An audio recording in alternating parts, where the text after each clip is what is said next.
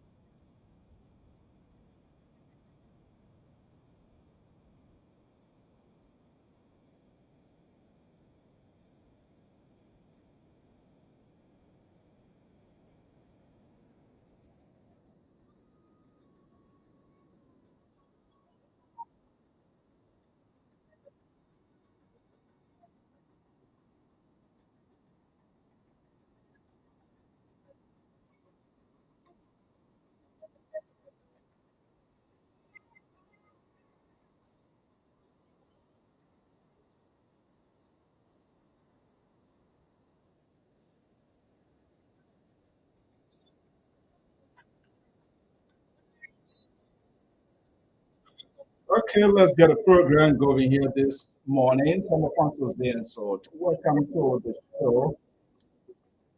Well, good evening, to good afternoon, good morning, to depending where you are. To welcome to the show. I'm Alfonso Zensot of the Liberia Public Radio. Councillor TIAWAN SAYE GONGLOE is the presidential hopeful of the Republic of Liberia. He will be joining me. But here, a friend of GONGLOE standing by in Delaware. He will be joining me here very shortly to get us take here as well. His support, how he got involved with TIAWAN GONGLOE. He's going to be joining me here. Moses is standing by in Delaware. Let's get the ball rolling here very shortly.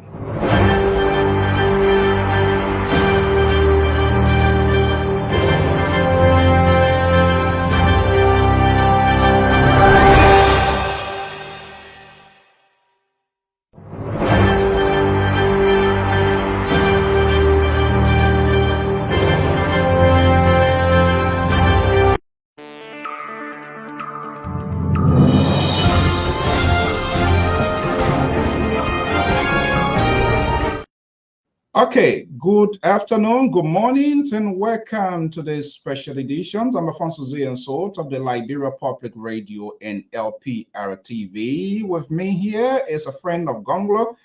The presidential race is on. That's the executive mansion there. That's where he wants to go. Let's see what happened here. Let me bring in Moses. He's a friend of TIAWAN GONGLOE. He's based right here in Wilmington, in Delaware. I'm going to bring him in here to have a little brief conversation, and then the council are going to come in here, friends of TIAWAN GONGLOE. Okay, everybody wants to hook up with the guy who wants to go into that building. Now you almost look like a presidential affairs minister, as if TIAWAN GONGLOE is already the president. Moses, good morning from my end and welcome. How are you? Well, thank you, my brother, and thanks for having me.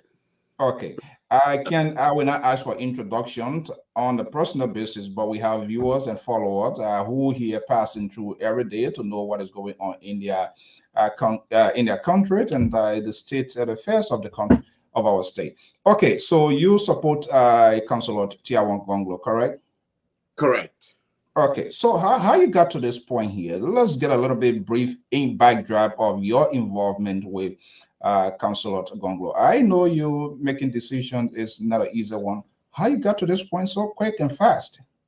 Well, I can tell you, as a young man growing up in Liberia, in my freshman, almost sophomore year of high school, I heard about this young man out of the university in 1978 who apparently was arrested and imprisoned because he spoke of peace and justice reform in Liberia when he attended the university in 1978. And ever since then, again, I got involved with the, at the time in 79 and 80, we got involved with the political movement at the high school level. And some of my friends, the Ezekiel Pajibo, what's his name, Mayango Wilson, and all of these guys who were classmates or senior of mine were all arrested after the coup. And that kind of grabbed my interest. Fast forward in 1998, again, I ran into the Councillor Gongloe when he was in exile in Boston, Massachusetts. And at that time, we started a plaque on the LIBERIA Fairness Act LIBERIA Fairness Immigration Act. And we went and consulted with him to give us some information on the human rights issues in Liberia so that we could make the case for applying for the for a petition to then Senator Jack Reed and Patrick Kennedy. He kind of helped us with that, and we were successful in introducing two bills, both on the House floor and the Senate floor. 21 years later, the bill was passed through the effort of Jack Reed when he attached it to the military bill. So my interaction with Councillor Gongloe goes a long way, and I think that when he came out with the slogan "A better Liberia is possible," I wanted to hear what he had to say about that. And going through his 10 points, Better Liberia agenda, I thought that, you know, everything subscribed in that 10-point document is precisely what Liberia needs post-conflict. Post-conflict. The route is so huge, the route is so long. Is the consulate you knew then, is that the same consulate we have now?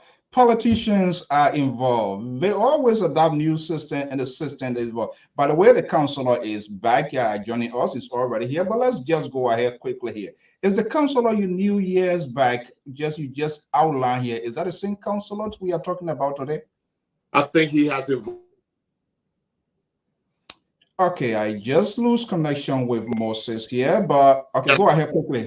Your point, and I'll bring in the counselor. Yes, I think he has evolved given the circumstances in Liberia, and he has never kept his eye from the ball. He's never wavered. I mean, he's advanced himself after the university. He became, you know, doing economics. He went and taught at a university, went excelled to law school, and has played intricate role. What I think he brings to the table is his relationship when it comes to human rights that he's built around the world, and the sense of respect that he has built around the world. I mean, the name TIAWAN Gongloe, Councillor Gongloe, when you talk about human rights commissions and all of that, is synonymous with the counselor. And so let me hold you right there. Hopefully to get your take after the counselor here. Right here is 12:01 Eastern Standard Time from the New England Bureau. Our special guest, presidential hopeful. Why are they in the diaspora here? Why are they preaching this message? Well, this is a second appearance. Councillor TIAWAN Gongloe is my special guest. This is Alfonso Zienso, LPR Special.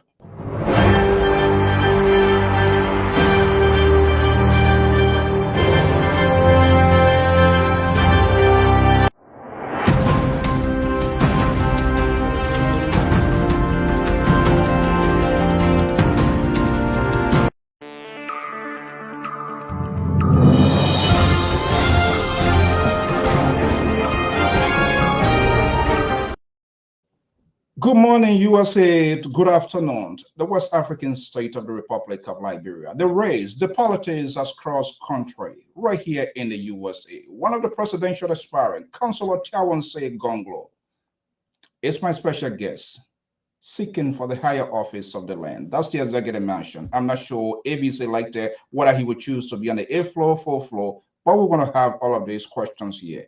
Is he prepared? What is the pathway to the presidency of the Republic of Liberia? Let me bring in my special guest, Councillor TIAWAN Saye Gongloe, is here joining me right here this morning. He is currently in the United States. Councillor, good morning to good afternoon. I thank you for accepting our invite.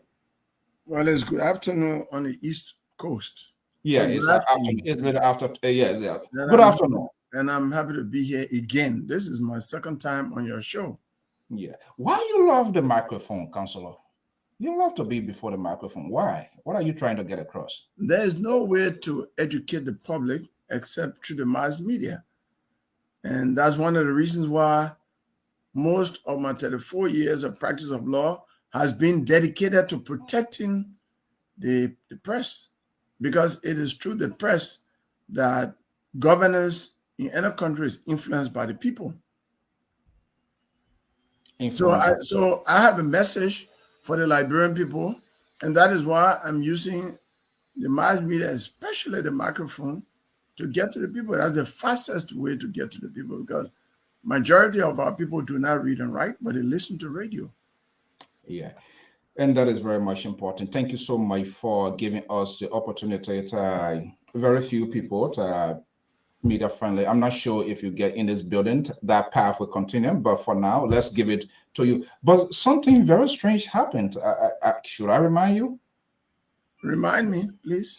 The last time you came, I saw you with something, but this time around, I don't see it visible. Does that mean the dirt in the city, the system is already clean?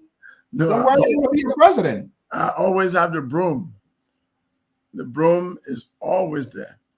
It would be there continuously until I leave the presidency. Up to the presidency and after, the broom will always be there. The broom will always be there. I'm just not displaying it today, but I have it. Okay, I just thought for us to have this here. Okay, let's get to the conversation here again. Thank you. It's a little after 12 here in the East Coast here. Okay, let's get to this conversation. When we had a conversation, then you were expiring. You were still exploring the process. But my understanding now, you are the standard bearer of your party, correct? That is correct. Okay, so I've been seeing you a lot of footages been coming from inside Liberia, in your own county, other places, crossed battleground, Morovia. What is your own impression so far? This is the second time here in the U.S. What are you looking for here, Counselor? The Liberian people that live here are very influential back home. They send remittances. They are amongst the most educated Liberians anywhere in the world. And they are very, what they say to the people back home matters a lot. So I came to speak to them, to explain my case to them, to convince them that I'm the best alternative for the future of Liberia. And the last time I came here, some listened to me and informed their people. There were villages I went to in Bong and Nimba, and I was told, oh, my uncle told me that we should tell the village to vote, the whole town to vote for you. My auntie told me, my mom told me, my pa told me. And then they said, because of that, we will support you.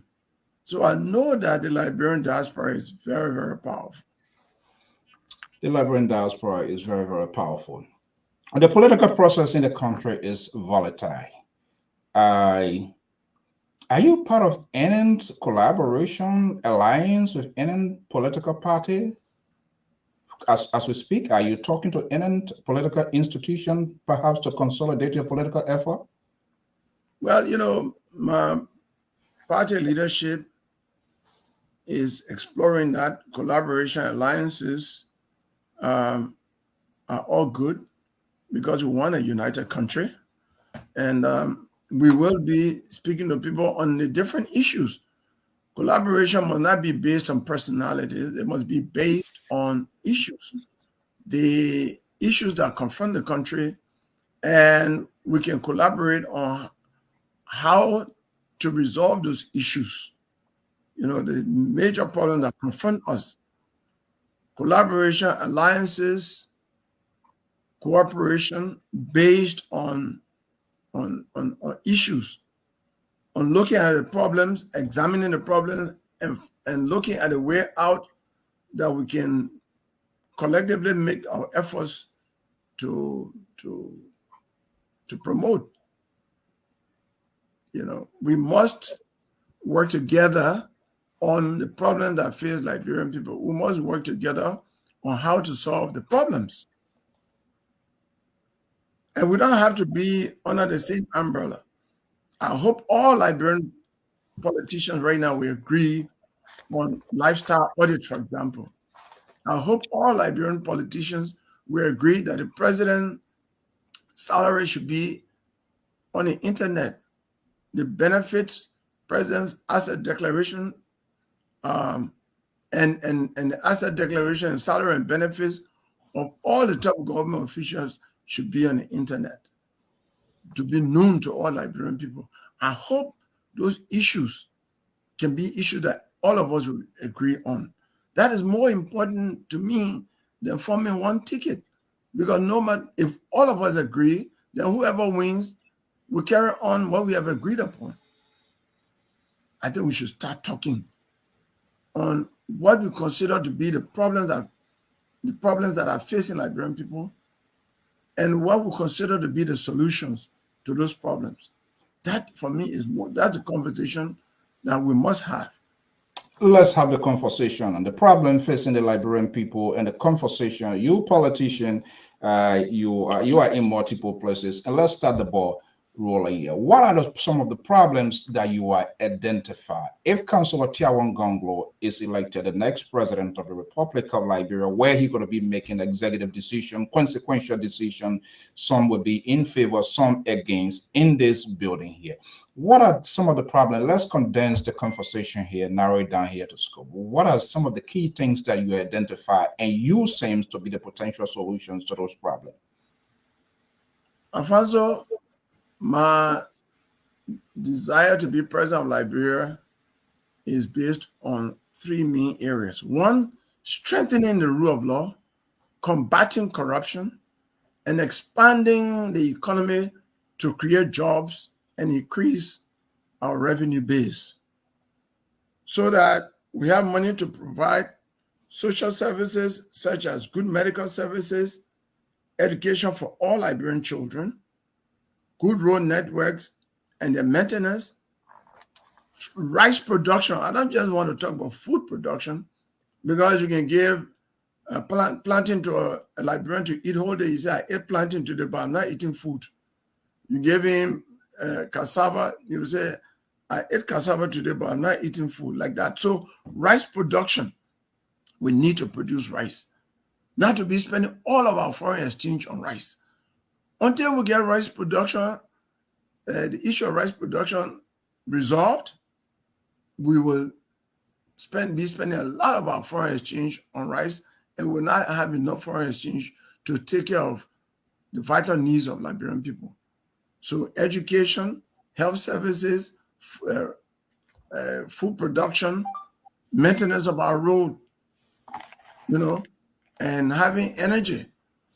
Why are we not producing enough electricity when just the small Farmington River has been used by Firestone for more than 60 years to provide cheap electricity? It means the example that Firestone showed, if we put hydroelectric power over several of our rivers, we will not only be self-sufficient in electricity production, but will be exporter of electricity to the sub-region, will be a part of the West African power pool, not just as a consumer of electricity from Africa, but also as a producer of electricity and contributing our quota to the provision of electricity for the whole of West Africa. So these are the areas. And now, we can talk about each of them on how we achieve these goals: strengthening the rule of law, combating corruption, and expanding the economy to increase the revenue base to provide the social services that I just talked about. That you just talk about, you've been in the system, you work in the system before, you've been in government. Is there a new scenario that is just happening right now, Councillor? What I want to bring into government has not been happening. All right? I want a better Liberia. The Liberia we have today is not a Liberia that we dream of. when you and I were in school, in elementary school, and thinking about the future that we are living today in Liberia is not the future that you and I dreamed of. Unless you say that the future that we are living now is the future that you expected. But that's not the future that I expected. I expected Liberia to be much better than when I was in elementary school, junior high school, or high school. But unfortunately, every succeeding generation has made Liberia worse than before.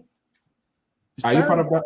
Are you part of that generation because you work in government before? Well, I play my part, and I can say without any fear of contradiction, and I have many people to testify for me, that wherever I served, I was a transformer, and I served with integrity. I did not steal money, and I left something new everywhere I served. I made contribution. That is my story.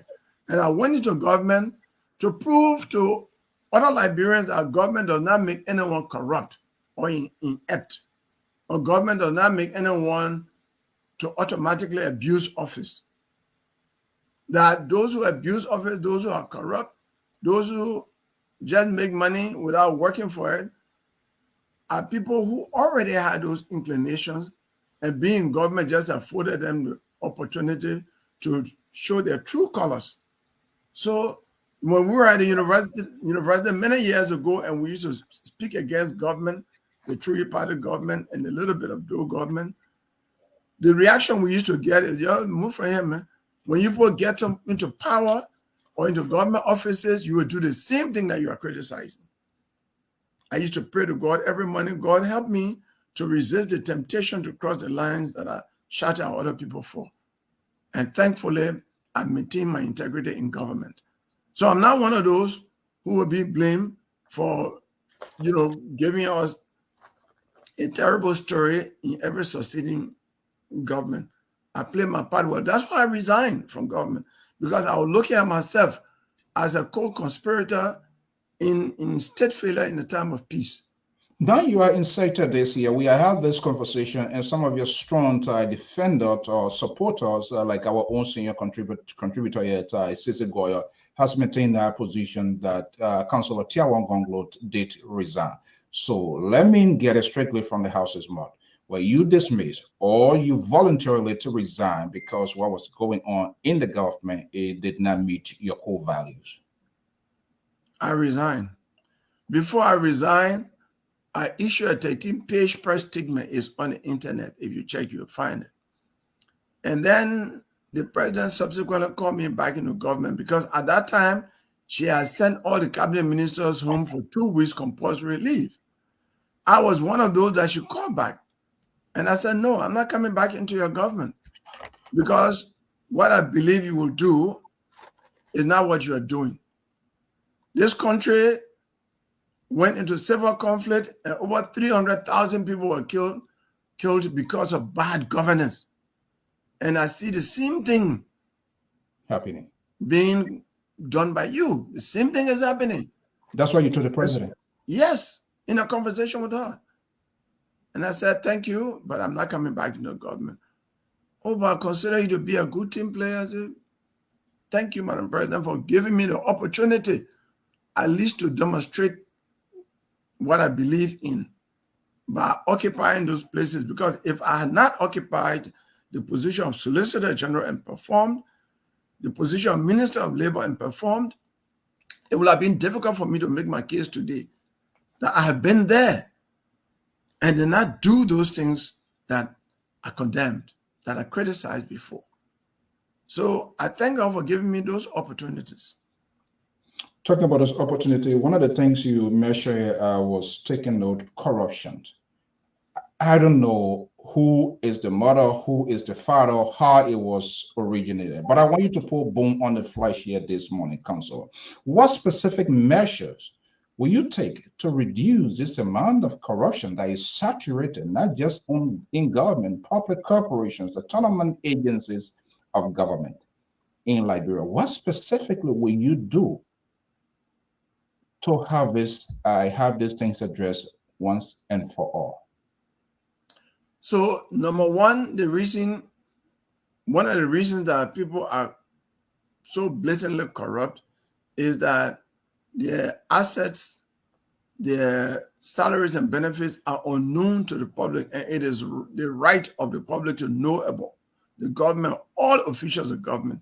It is under Article 15C of the Constitution.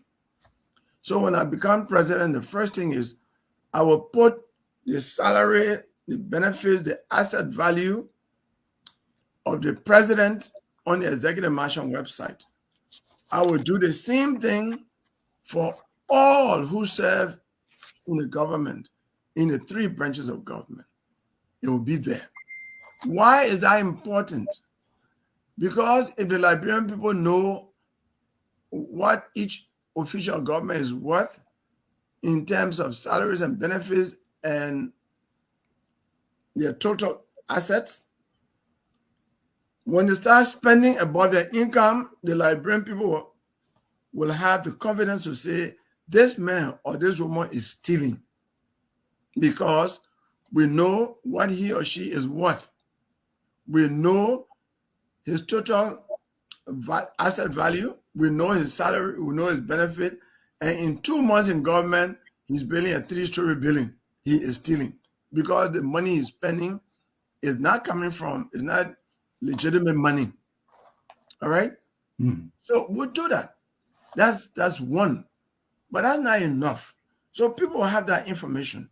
And you will declare your asset before you face the Senate for confirmation. I will declare my asset and have it published before I take my oath of office as president of Liberia. Then, my son, when I become president. Are you willing to, not to interrupt you, are you waiting until you take the oath of office? Are you willing to do it now before you even get to that point? As knowing who you are, following your history, transparency seems to be to your argument from time to time. And in order to illustrate that, to see it being perfected into reality, is that something you're willing to do now than later? You know why that I can't do that now? Because I'm still accumulating assets. Okay. All right. That's so okay. Right before I take office as president, because when I take office as president, I will not be doing private things anymore. All right. So the declaration I make now will not be meaningful for what I'm talking about. So when I'm elected president, before I enter office, at least 2 days or 1 day before I take my oath of office, it will be published. It will be published. Yes, because by the time I take my oath of office, I become state property, and 24 hours of the day, I will be president of Liberia, and to do anything privately will be a violation of my oath of office. It will be a violation. We're seeing these violations occurring on a daily basis, happening now and then. These are the phantoms messages of the politicians when they are working hard to go into this powerful building, which hosted the official residence of the president. You talk about security, and which of course is a cardinal issue. So, Honor Councillor TIAWAN GONGLOE, former Solicitor General of the Republic of Liberia, Chief Prosecutor, what would the security look like? What type of police commission that we will have? Not just only protecting the elite politicians in Monrovia and its surrounding, but I'm talking about my nieces, nephews in Grand Gita, in Nima, in Maryland, in Synod, where police presence is not being effective, and these people, civil liberties is being walked over. What kind of police commission on your watch would we see to have? So let me conclude a little bit on the anti-corruption measure. Just give me 2 minutes. Sure. So after the declaration, every 3 months, there will be what I call quarterly lifestyle audit, where the auditor, as president, I will submit myself to an auditor from GAC, the Government Auditing Commission, to come and audit me about my lifestyle, my expenditure compared to what is on the internet. And I will answer this question. And then the report will be published. But because I will do that, I will require all ministers and commission officials in my government to go through the same thing. And then when they do that, and the auditor presents a report to me for unexplained expenditure of a minister or anyone working in my government, I will immediately dismiss that person and turn that person over to the Liberia Anti-Corruption Commission for full investigation and prosecution. And when that person is found guilty, the person's the money in the bank, corrupt money, will be seized and returned to government. The buildings, the motor vehicles, and other assets purchased with the corrupt money will be taken and returned to government. And I strongly believe that when 4 to 5 ministers are in jail, their properties are seized, they are in jail for 5 to 10 years, and their family members are suffering, no minister will venture to steal again. And some people who cannot work in government without stealing will be afraid even you offer them ministerial jobs.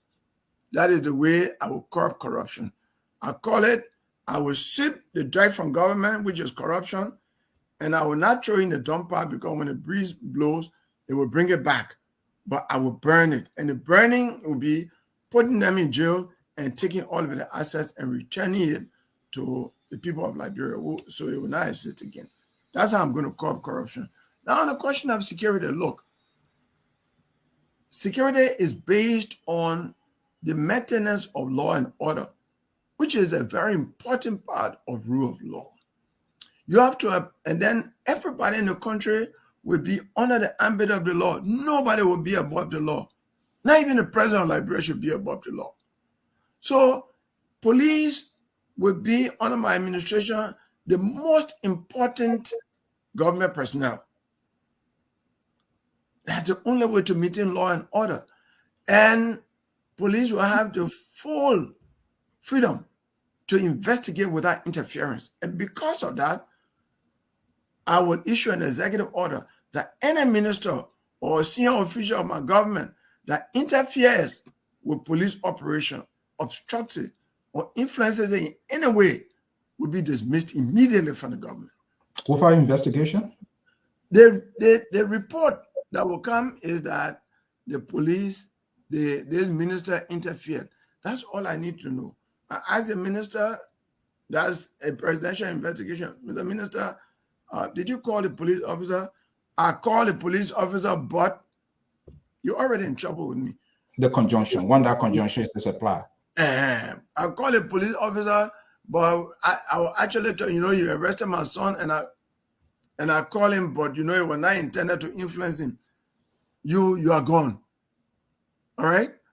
Because if the police does wrong, police should be complained. But police must operate without interference. In this country, you live here for a long time. You've not seen police giving ticket to someone, then police gets a call, telephone call from anyone. It's not possible. That person will get in trouble in this country, irrespective of who you are. That is what maintains stability here. No country is perfect in terms of protecting the lives of people, right? Because in this country, look at what happened on July 4 in Chicago. Somebody got people always do things, but when those things happen, the police must be in a position to investigate. And the president and everybody in government should show concern. You know what I love about this country? One of the things I love about this country that really strengthens the police in its work is that when something happens and then makes the public to really trust the government, is when something happens, the president gets concerned, everyone gets concerned, everyone gets concerned. Therefore, the police takes its job very seriously. Like when those people were killed on July 4th, President Biden spoke, Vice President Harris spoke, the governor of the state spoke, the city mayor spoke, the police commissioner spoke, and the police commissioner was addressing the public every day on the progress of the investigation. That is the kind of thing I want to do in Liberia. It is not happening. Honor your watch. Will those things happen? We have heard this narrative before. Those are the things I want to do. And it would be unfair, Councillor, 1 second. It would be unfair to indict you. We heard before corruption going to be the public enemy from people who contested these positions, and some of them are privileged. But now we're seeing corruption to be, they are dining with corruption. They are not doing anything with respect to funds being to use, public funds, and no proper accountability. Here we are again having this conversation. After 2023, if you are elected, Well, we'll come to a statement of political correctness where I didn't know then, but this is how inside government been. But that I don't need to tell you. You've been in government before, you know how it works. And the system, it seems to be, the corruption is grounded in that country so much, it has become like a column cancelled in my own definition. So you don't have to agree with me. So I try to figure out how this can be undone once and for all for better Liberia. Alfonso, the best leadership is by example. Mahatma Gandhi said, be the change you want to see in the world. A corrupt person cannot make a country corruption-free. There's no question about that. So my track record has shown that I'm not corrupt. I'm 66 years old. I'm not going to form new behavior. They say practice makes perfect. If I were not corrupt at the age of 32, going 33, when President Sawyer sent me on a 20-day mission in West Africa, and I received 20 days per diem, and I spent 10 days and completed my mission. When I came back, I returned 10 days money to the Minister of Finance, and I was given receipt by the minister, and he deposited the money the next day. Those receipts still in your possession? Those receipts still in your possession today? I don't think so. You know, April said to move up and down. There are maybe too many things in our country. I have to look upon my documents, but I cannot say. Have you ever been investigated?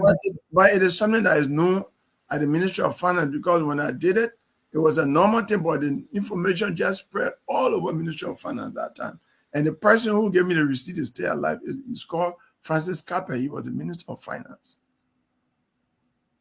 You know, when just recently, as president of the bar, I was returning money. That information is so, you know, is fresh. And I set the example of returning money. So the president who followed me at the last convention just 2 weeks ago, one lawyer called me, oh, the new president is doing the same thing you did. Oh.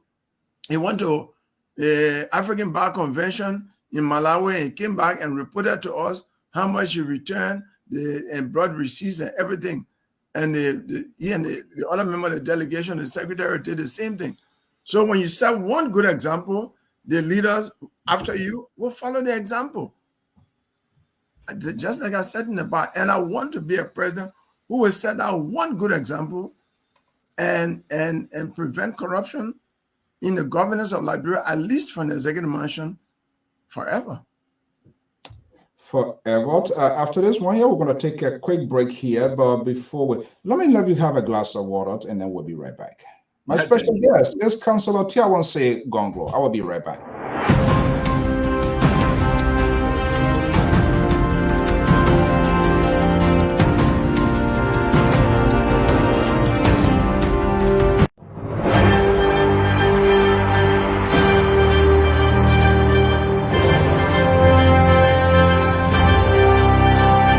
Don't only have a limited audience, limited to people who have data and have access to the internet. Right now, we're on radio, so we've expanded the pool of listeners, and because we in LPR are in the business of educating our people, whether it's political education or you know, academic education or health education. Now we have access to a vast majority of the Liberian population that we can now interact with. And as far as the ambassador goes, I'm excited to hear what he has to say. I hope, and I know the brother he's very smart. So I hope he brings some substance today, like he always does, and not just give us bare bones. But I know Louis Bryan. I know he's very articulate. He's a very smart man. So I'll be listening to hear what he has to say and what he has to proffer.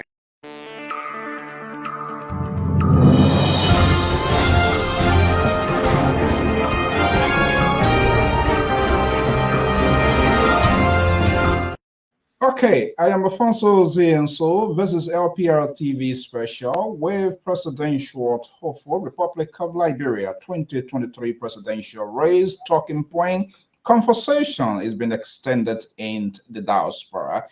Today with me here is Councillor TIAWAN Saye Gongloe, presidential host for 2023 Republic of Liberia. Councillor, thank you for coming here. Let me go to your point here. We want to hold politicians, and I'm happy I have all of these reasons why you want to be president here. One of the things that captured my attention here in one of your points right here is to maintain an independent judiciary and non-interference with the functions of law enforcement, the police must enforce the law of the country without fear or favor.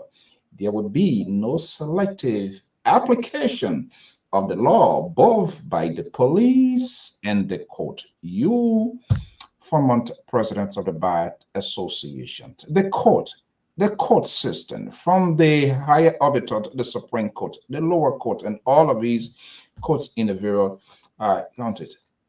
It's a problem. How do you intend to overhaul without using executive authority to interfere within another branch of government, which is the judiciary? How will you navigate through that? You know, the influence upon the judiciary usually comes from the executive. Usually from the executive. It's not that it doesn't happen from other branches, but largely it's the executive. The executive is very, very influential. You know, the executive has police power. It also controls the purse. It makes the executive powerful. And for the members of the executive to be using that power to interfere with law enforcement and interpretation of the law is actually against the Constitution and undermines a better Liberia. So as someone who has been in the judiciary for the last 34 years, as someone who has been a head of prosecution, as someone who has been president of the Bar Association, I will challenge the guard the integrity of the judiciary as well as the police. If there's not proper law enforcement, if there's not proper interpretation of the law, the needed atmosphere for social economic development, for peace, progress, and prosperity of any country is not possible. No country can develop in a situation of lawlessness, both in law enforcement and the interpretation of law. No investor, whether domestic investor or foreign investor, will have confidence in a country if it is reported that police does not do its work properly and the judiciary does not interpret the law properly, or the judiciary is not independent. So I will issue an executive order that any minister in my government, any official of government that interferes with police operation, as I told you earlier, will be immediately dismissed. That is the way. And then also, I will put in an executive order that the people of Liberia have a right to know what the police is doing. So any police officer that confiscates a camera, somebody videotaping police operation will be also dismissed, because the people have a right to monitor those who work for them. Imagine if that 17-year-old girl had not had camera in the case of George Floyd. The people of America, the world would not have known the truth. We will say it is the right of the Liberian people to monitor police in its operation so that the police can remain professional. And so while the police is doing that, it should be protected and not be interfered with by powerful people, ministers and others. Then it will benefit the Liberian people and will benefit the country, because for tourists, investors, and other people will come to our country knowing that their liberty will be protected, their security will be protected by a professional police force. And if anything happens to them, when they go to court, their rights will be protected by the judiciary in the interpretation of the law. So there will be another executive order that anyone who interferes with the independence of the judiciary will also be dismissed. Once there's short fact finding and the truth is established, you are dismissed. A lot of people are going to be dismissed. You guys, so many names, poor men lawyers, and that I know you intercede for a lot of people who are unable to pay out of their pocket, and you effectively represent them. So I'm wondering here, if elected, that will put you in a different position. You become the father of the land. You'll be making consequential decisions. work out of your own volitions in the past, would that in any way, form, shape, interfere with your executive responsibilities when elect the president of the Republic of Liberia? No. You see, Liberia was established as a country of people from the United States who were slaves, who were free from slavery. And one of the things they put in the Declaration of Independence was that Liberia would be a country that would serve as an asylum from abuse. Liberia should actually be a human rights paradise and a country where all rights are protected under the law. That has not been our story. Our history has been a country where rights of the weak are not respected, where people's rights are trampled upon. So with this human rights awardee, someone who has received all kinds of accolades for promotion of human rights and protection of human rights, there would be no reason for the things I was doing before as a human rights lawyer, because those who abuse rights will be called to book. So there will be no reason for anybody going to police station to release someone, as I would do. The void will be there, but the condition will not be created so that people don't say, oh, Councilor Gongo is not here, president now. So I will stop it. I will not make under my administration human rights promotion and protection will not be an issue for the civil society, because we'll run a government on the basis of respect for the rule of law and human rights. So there will be no need to intercede for people who should be like, I'm doing two things, I'm president, and then trying to get people out of jail. No. Okay, let me flip. I'll make sure that Okay, those rights are not abused. Okay, let me flip the coins around. Now, you are aiming at going in this building, which is great. That's the official residence of the president. With your involvement in this campaign now, will you continue to provide pro bono work? Critic, oppositions, other civil society will say, he's looking for something and he's doing this. That's another way of swaying voters. Will you continue to provide pro services as you've been doing, even though that's what people know you, that's what I know you, that's what everybody knows you of, but now you are in a different shape? Will you continue to do that as we speak? Of course, the answer is yes. I'm not president yet, and nothing legally bars me from doing that. As I sit here, I just got a call from a Liberian living in America the other day that his son was taken to the police station. I called my law office in Monrovia for someone to go there. All right? That shouldn't stop me. And not doing it now is not something that I started this year or last year. This is something that I've been doing from 1988 since I started practicing law. So why will you hold me? Why will you try to put a negative twist to this thing I'm doing for humanity only because I'm running for the presidency? Because they are not done so should not make me stop doing what is good for society. I'm just trying to go through, I'm trying to go beyond the borderlands. Let's go to one of the points here that is capturing my attention. National healings reconciliation will serve as a cornerstone to promote and maintain national cohesion in Liberia. We shall pursue the principle that all Liberians have the equal shares in the companies called Liberia. Everything Liberia, Liberia. The country is divided. We went through a terrible time. And the language, tone, these things are coming by gradually, but people try not to sense that ahead of time.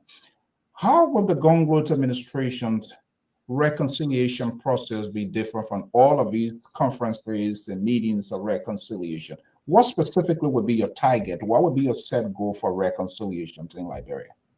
Reconciliation is an action word. It's not belief.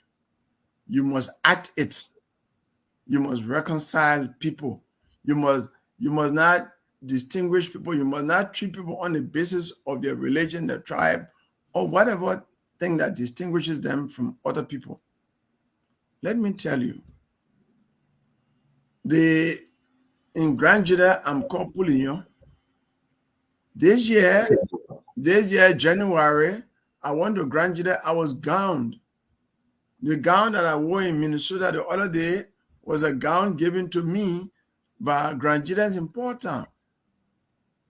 So that action alone, and then the chief elder said, you have relationship with us, but to choose New Year Day and not spend it in Nimba, in Glazope, in your town, to come and spend it important with us, for us, it makes us, we are so honored by your action. To the extent that the music that was made for me in Mana, Mandingo, Pele, and all the tribes of Nimba was played the whole night in Grand Judah. And even a member of the house coming from our town who is a sedition was dancing to the tune of that music the whole night. And then people ask him, but you see this man, you dancing to an opposition man music. He said, what?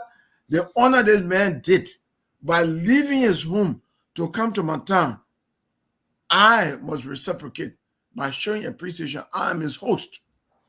So reconciliation is the action word. The other thing is we must provide opportunities for all Liberians in the executive branch of government. You know, the legislature, your own people elect you to go represent them. So the president has nothing to do with that. Where the president shows unity and cooperation and unity and reconciliation is how he appoints people in the executive branch of government for everybody to be represented there. Alfonso, when in 1972-73, by that time, the 4 new counties, the rural counties, Grand Judah, Nimba, Lofa, and Bon County, were producing so many educated people. So the President Trump government said, oh, we got to include these people in the governance of the country. So the legislature, based on a bill submitted by President Trump, came up with a provision of the executive law. You can research it. Section 10.2 of the executive law says, as much as practicable, the president shall appoint at least 1 cabinet minister from each of the counties of Liberia. That law has not been upheld by all of the presidents. They don't do that. For me, that is the way to unite the country. That every county see that there is a minister from the county in the government. It makes them feel a part of the government, not the legislature. The legislature I put it let to go there, because that in the executive, the president can draft the budget, right, and submit it. So if you are from your county and you are putting that budget together in the executive, you will say something for your county. So I will govern in keeping with that particular provision of the Constitution, of the legislature, of the executive law, that says that every county should be represented in the cabinet. So when you do that, you will not sit in the cabinet for your people to be negatively impacted anyway, to be insecure, to be denied social services and all of that. That is the way to keep the country united and reconciled. Let's seal it up right now, Councillor. I'd like to be crystal clear when I'm having a conversation with politicians. You are telling us, if Councillor TIAWAN Gonglue is elected president of the Republic of Liberia, this 16 political subdivisions somehow, even if they are members of LPP, 15, okay, thank you, 15, they will be reflected, their presence will be felt in their government, regardless whether they are member of your party. Is that what I'm saying? So help me God. Okay, I am a minister in this oath here to graduate. Thank you so much. Okay, let's move here. I'm not a guy who is a favor of big spending. Government, I'm not a guy with wasteful spending. And what I've now heard from most of these political actors or those who seeking for the higher office of the land, I yet to hear from me. Maybe I've been missing a point. None I have here today. How they will intend to condense government, decrease the size of government. For example, between 84, 85, President, though there was some conversation, and I know that is still somewhere in the chamber, or maybe to relocate the government, taking the government to the people. And I heard you saying one of your points here, urban Liberia, those places presence will be felt. How do you intend to decrease this sort of wasteful spending in government, starting with your office? How do you intend to handle that? You know, the thing is, of course, we'll look at the office. When you're considering cutting down government, you also have to look at providing opportunities to more Liberians to serve. Government employees are the biggest employer in the country. The thing is that it is not even the little employees that exhaust much of the budget. It's a few top guys that get so much paid. It is the same few top guys that have all kinds of benefits.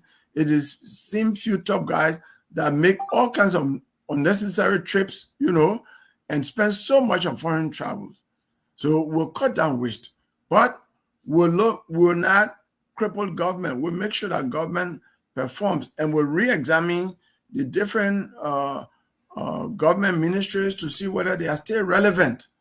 So one of the things I'll do when I become president is to hold a national conference, as President Cllr did. The intention, in my view, I thought it was a good exercise. It's just that we never got a report out of that conference and nothing got implemented. Because many of us who presented at that conference made research overnight, spending long time to make research, and we made presentation about how Liberia's future should be, and nothing happened. But one of the things I intend to do in the first month of my government, to call a national conference of experts for us to deal with some of those issues. How to make government more effective and more serviceable to the people. We'll do that. All right. But for example, government has expanded by having a Liberian Anti-Corruption Commission. Should we cut that commission down? No, for me, it is relevant and very important in our fight against corruption. So we'll look at all of those things. I'm even thinking about bringing back the Ministry of Rural Development, because when the Ministry of Rural Development existed, it was really doing well with farm to market roads, putting hand pumps in the various towns, doing things, you know, in the rural areas that governments were not concerned. But central government, for example, has been concerned more about the highways. So and then the cities have city mayors. So the interior part of the country was just left on its own. And when Tama came with the Action ADP, Action Development and Progress Ministry that became Rural Development, it was really, really helping the poor people in the rural area, pushing people for self-reliance, helping the people in the rural areas to join government to build roads and all of that. We need to do that. It was a relevant ministry in my view. But what you're saying is something to look at. We need to examine government and see which agencies of government work, which ones do not work. And then which one is not working now? No, I said we need to examine government. I'm not going to tell you now which one is not working. It is something that is there anyone that is not working with your vast experience in government? Is there anyone that is not working right now? Well, there are ministries that could be working better. You talk about, you know, agents of government like the police. It should be working much better than it is working. But it's not because it's not relevant. It is because it is not doing what it is supposed to do. Police complain of lack of... Is the government also providing the subsidy to equip the police? So that is the other thing. What I've heard from the police director and other people is that the resources are not coming, that the logistics that the police should have are not coming. But under my administration, we'll make sure that the police is fully equipped. We'll not be taking action against the police if we are derelict, we are not performing our side of giving them what they need to do their work. That would be unfair. So we'll make sure that the police, more than EPS, gets a lot of the money from our budget. Because one man's security, the president's security, should not override the security of the people. The security of the people. The old man, the clock, is not doing us a favor here, but I will try to do the best we can to keep in within the time scope that was allotted to all. With all of these great ideas print out here, Councillor, what is your path to the presidency? Well, you know, my path to the presidency is to speak to the hearts of the Liberian people, to be very open, simple, and clear about what I intend to do for them. So I've done that, and it is working. Mind you, there are people who have announced to participate in this election, who participated in the 2017 election. And some people may come who participated even in the 2011 election. But I think whatever strategy I have is working, and the strategy is going to the people. The people who live in America, who are Liberians, have come to them. I went to Liberia and I've done what no presidential candidate has done in the history of Liberia. I've gone to the rural areas in Bonkane and Nimba. I intend to go to every rural area in Liberia. And someone said, why are you giving your strategy to other people to do it? I said, let them do it. That is the way to try to govern. You must know the problem in order to solve the problems. For example, when I went to Bonkane, going to Cllr and going to Sanoye, going to Botota and these places, I was having, my car was getting stuck, going to Cllr, one big law across the road. All the things I experienced are things that makes me to appreciate the difficulties that people are experiencing in the rural parts of Liberia, which you will never know unless you go and see. Because as president, if they make requests for improvement of those things and you have me experiencing, you say, oh no, that is not a priority, let this thing go somewhere, we're looking at something. We need to build more roads in the city, we need to pave more roads in the city. So there are places that when people are still drinking running water, and of course, that means they will get diarrhea and all of that. I experienced those things. And so what is happening now, when they call 4 names, they call my name. I just enter the race. There is no other way to get people to genuinely vote for you unless you make known your plans to them. So my 10-point agenda has been translated to simple English and has been on the air in Bonkane and part of Lofa. I intend to translate them into the vernacular, into Mano, into Gio, into Kran, into Pele, into Bassa, so that the people can hear what I intend to do, how I intend to fight corruption, how I intend to make sure that pregnant women will go to hospital free of charge, because Liberia is among the 10 countries in the world where pregnant women die most. Free of charge? What money have you got from? We will cut down the waste in government. This president will not be traveling with a large delegation when he has to travel. This president will not travel unnecessarily. Where you have Liberian ambassadors, this president will send a Liberian ambassador to represent the president, unless it's so necessary. Let's come to a gentleman agreement. Let's come to a gentleman agreement. The time is eating. I know you are obligated here. Let me ask you a question. Maybe it might sound ridiculous. Do you want this current president to be a one-term president? I want him not to. If you really, really, really love Liberia, you should even resign now, because he's not performing. Look, I was yeah, I'm trying to get to a point. That is out of the question. I know he's so what I'm saying is, you talking about one-term president.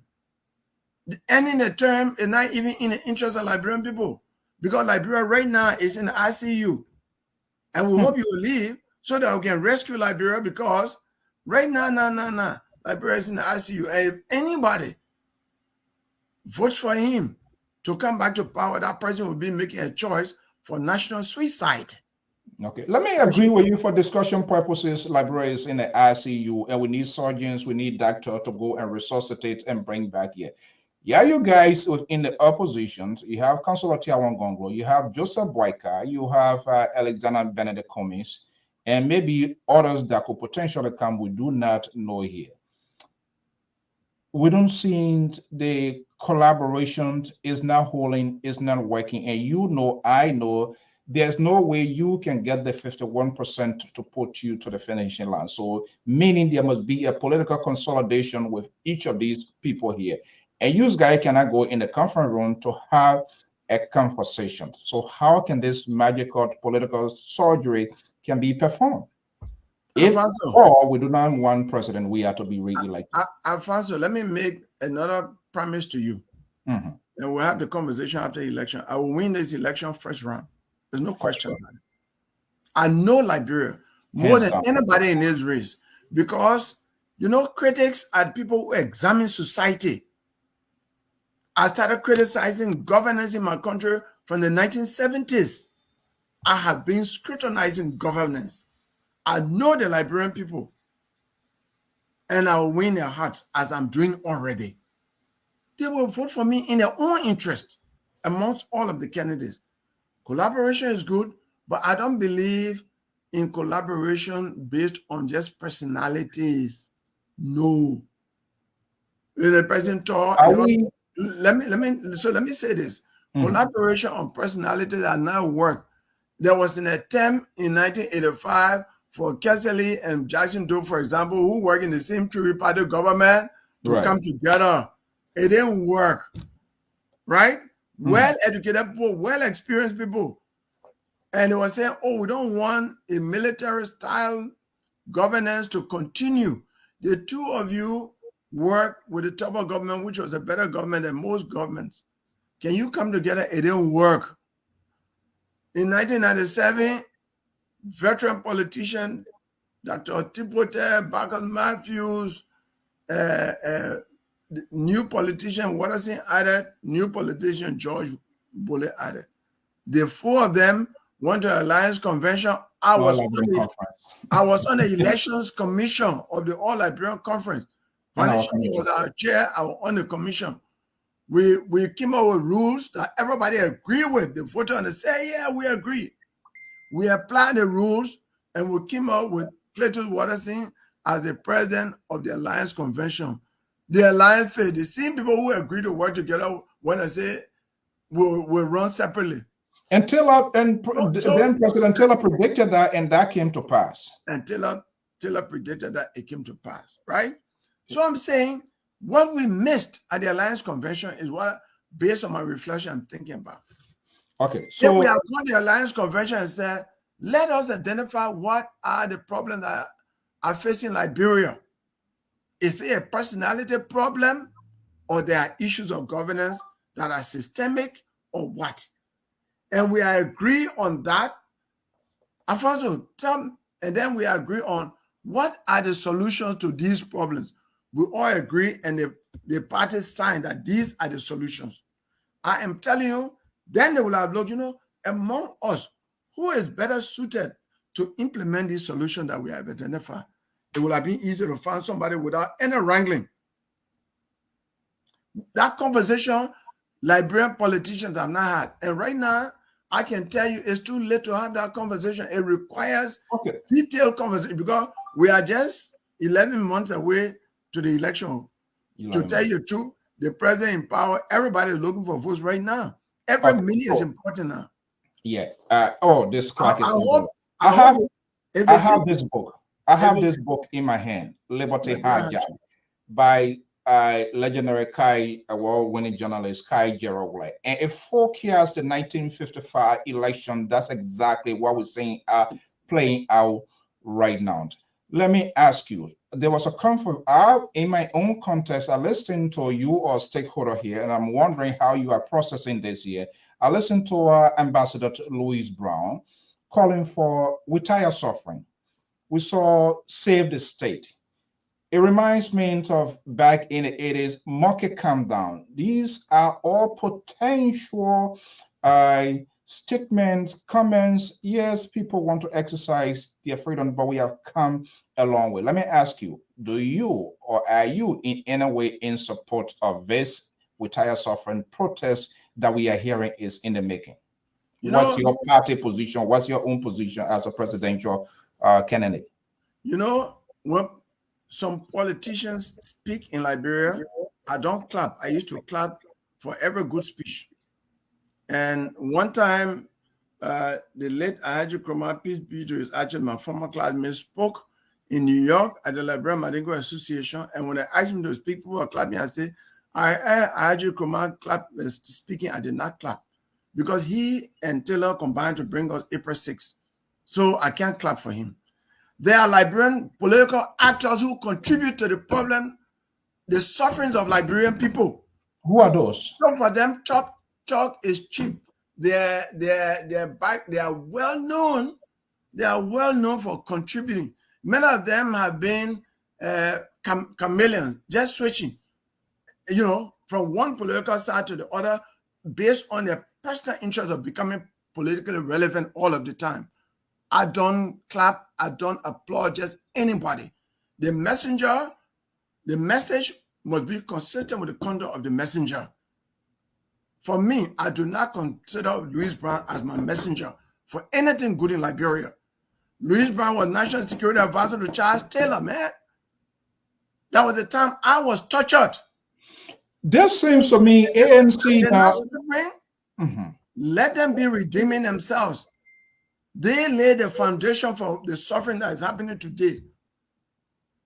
No. It's not in good faith. Isn't it the same Louis Brown who said to President Sirleaf, Kennedy president, that no one since 1847 has so desecrated the executive mansion equal to President Kennedy, Ellen Johnson Sirleaf. It was not even a month after he was appointed to be Minister of Information for that same President Sirleaf. And he was propagating everything. When he was asked by the journalists, he said, when you are far from President Sirleaf, you see a bad woman. When you come close to her, you see a good person. That sounded very opportunistic to me. Truth be told. Now you see what I'm coming from as an angle when we're asking some of these consequential questions. This seems to me, and we are following this lead here, this seems to me the ANC, the opposition ANC, is raising the unknown alligator because we don't know that protest. We've been seeing these different matches and all of that. I don't know. We've been suffering. We are still suffering. We don't condone what is going on in Liberia, but we feel it is time for the opposition column, if the few, even only the few that George Weah and the CDC-led government is not the way. I think this is time for them to come together and have it. Well, the old man, the clock didn't do well, but that's not going to be the end. I myself have not seen Liberians struggle the same way, and I cannot be parading behind him. Look, people must call. People must call people to book. It's wrong. It's just the same thing that the preachers do when corrupt people are no more in government. Then they made them Father of the Year, or even they are engaged in corruption. They make them Father of the Year. They make them to be lifting in their churches and all of that. We must be clear. If Liberia must be redeemed, we have a better Liberia. Let us look at real agents of change. He is not an agent of change for the better in Liberia. No way. And if Mr. Cummings doesn't know that, let him know that he cannot make Louis Brown a face of any change effort. You whipping your public sentiment when your background does not show that you've done anything to avert suffering of Liberian people. He has contributed to the suffering of Liberian people.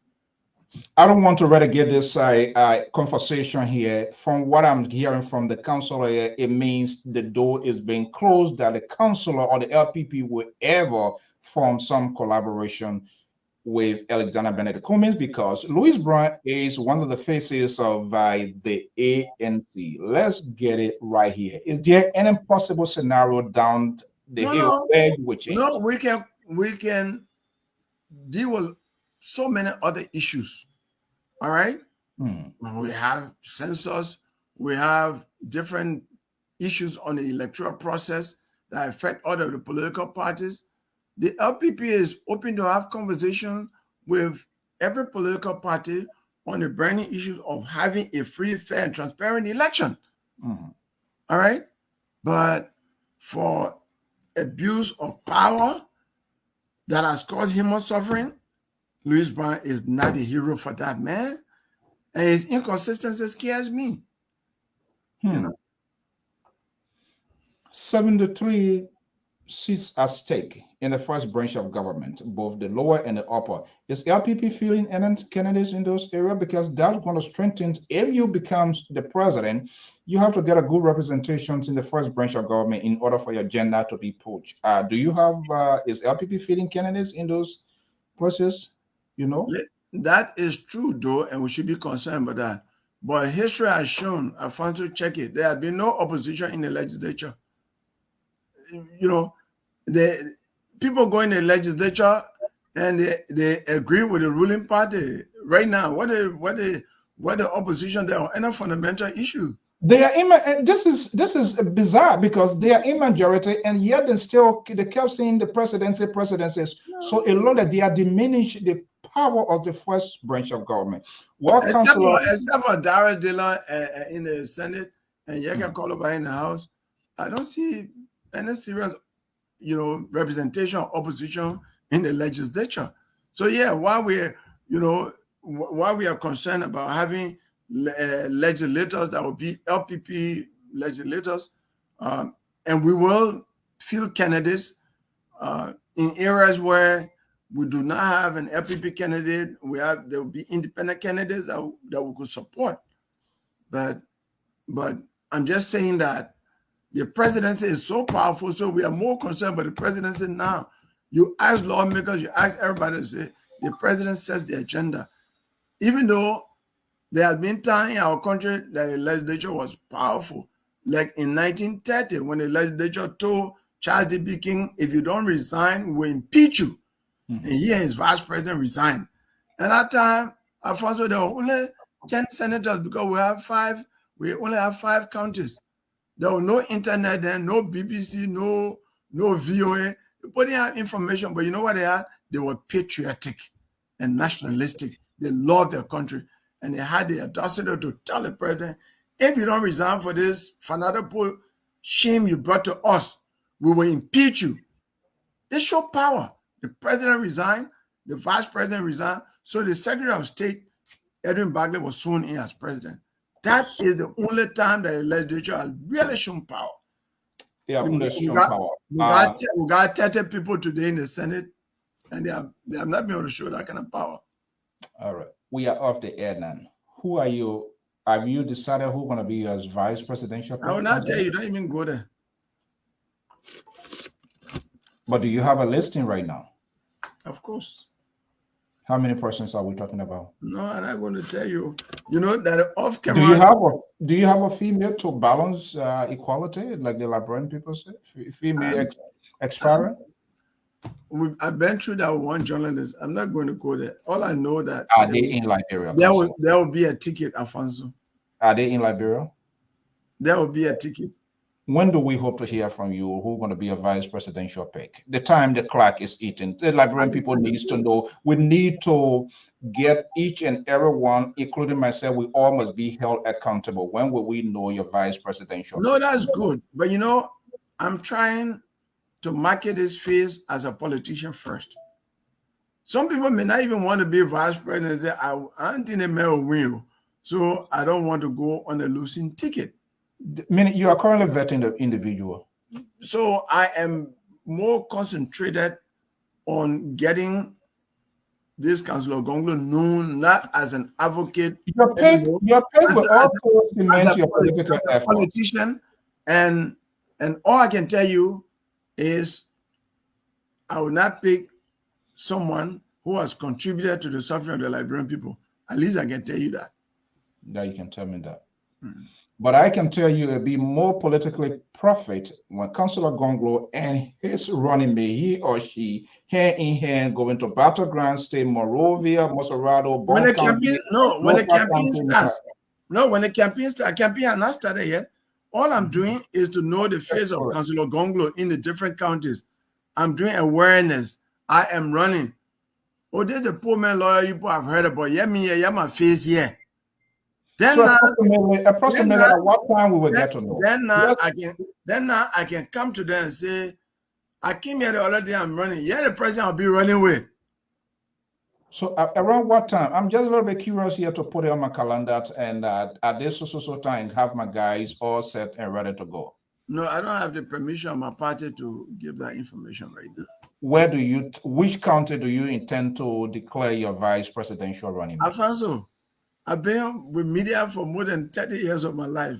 You're not going to get another answer. Let's leave it there to Councillor TIAWAN SAYE GONGLOE, presidential hope for Republic of Liberia. Councillor, I want to thank you so much for your time.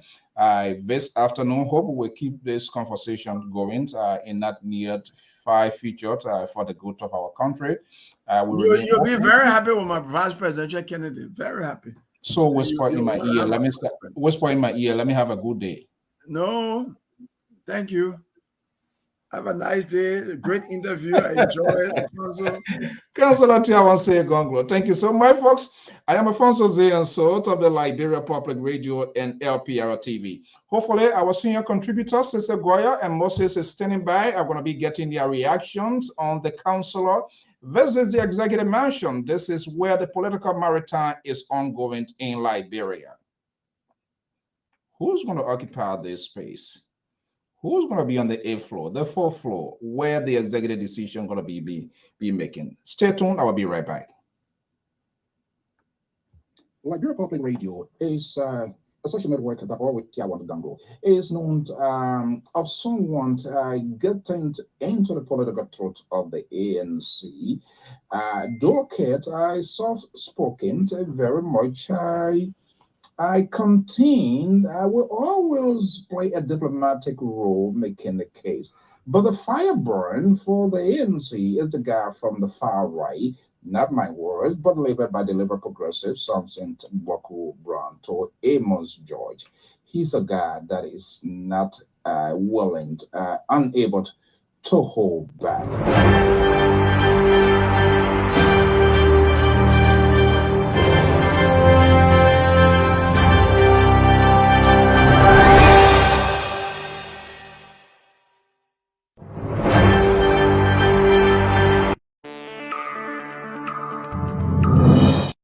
Quick reaction here. Moses is a friend of TIAWAN SAYE GONGLOE. He's based in Delaware, right here in the USA. He looks like a national security advisor or national security minister. Let me when Councillor GONGLOE is elected. I've been knowing Moses for quite a long while. I've been doing a lot of great job here. Okay, Moses, you listen to your guy this evening. Hopefully, Sister Goya, who also supports Councillor GONGLOE, will be joining us here to get their reaction. Look, you listen to the councillor here, and the points are crystal clear to his agenda. But I'm concerned, I am worried the electorates that we have in Liberia are kind of a little bit volatile and a tough one to navigate through the process, regardless of your message. But let me get a quick reaction. How do you think your councillor performed? Well, you see, and I told you earlier, with no hesitation, I got on board to support the councillor because I've known him since I was a young man out of high school, freshman year of high school, and what he's doing, and he told you, plain blank. What he's doing, he's going to the 4th branch of government.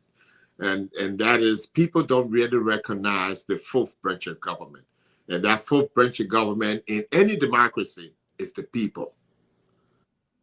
So he's reaching out to the people first. That's the most powerful branch of government.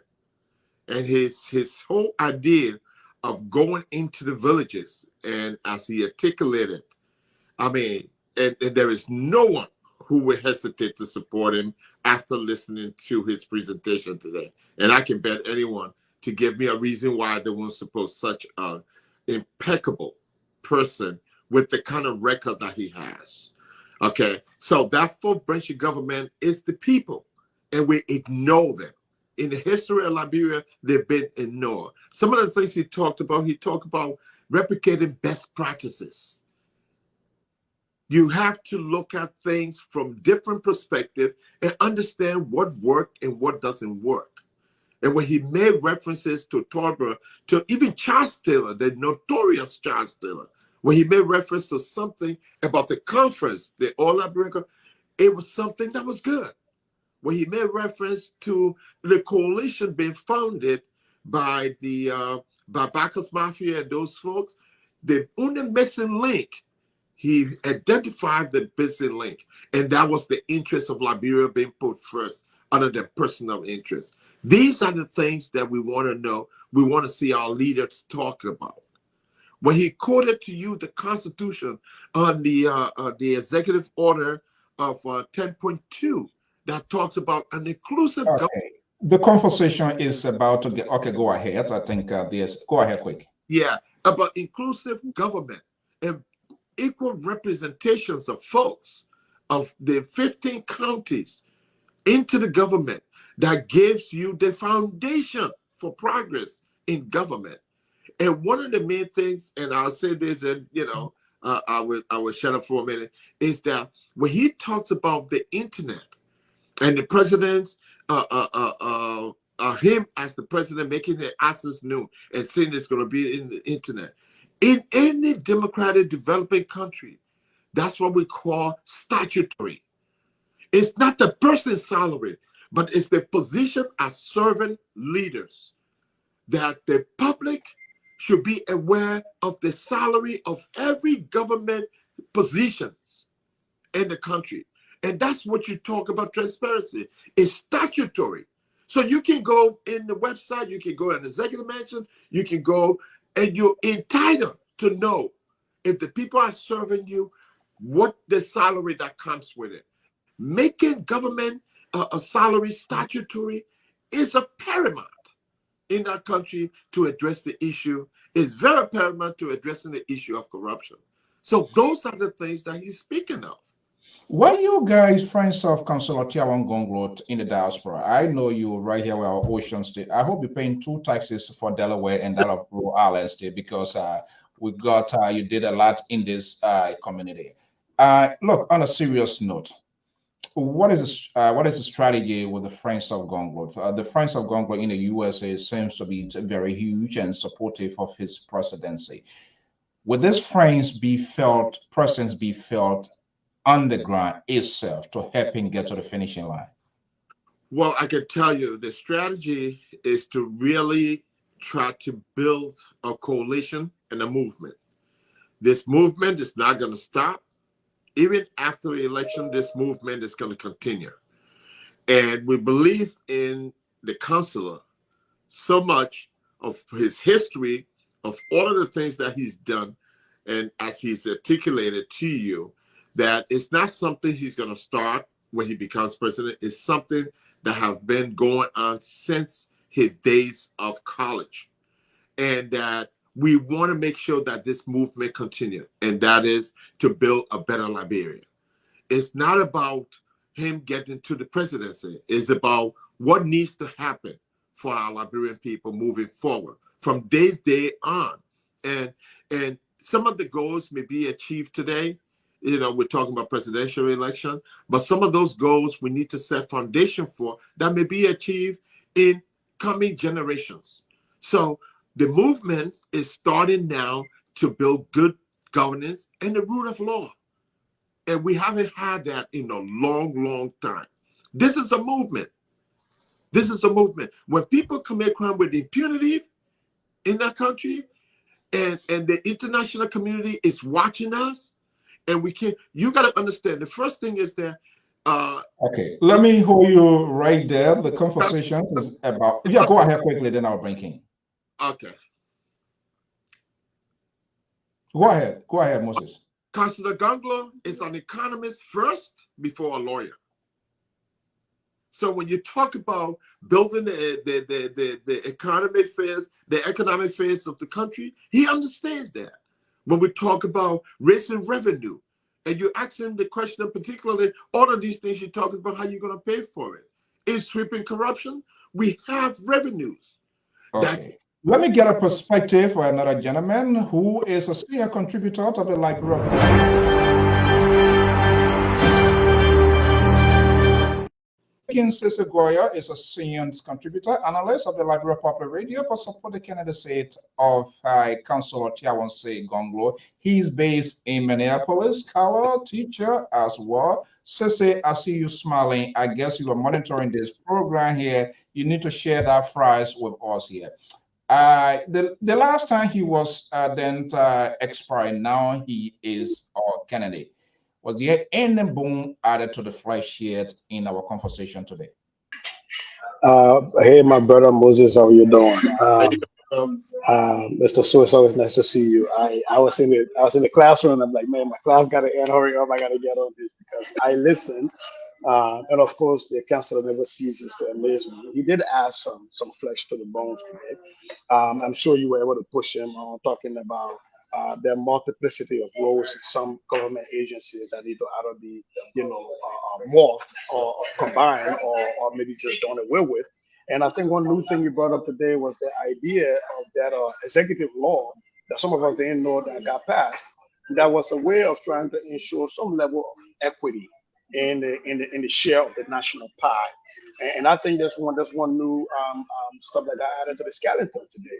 And as the councilor continues to talk, as he progresses from being the hopeful to a candidate and to the stand-up bearer of the LPP, he keeps bringing out more and more and adding more things so that the Liberian people know exactly who they're going to elect, not an idea of who they're going to elect, but actually know exactly the candidate they're going to elect. Yeah. Okay. All right.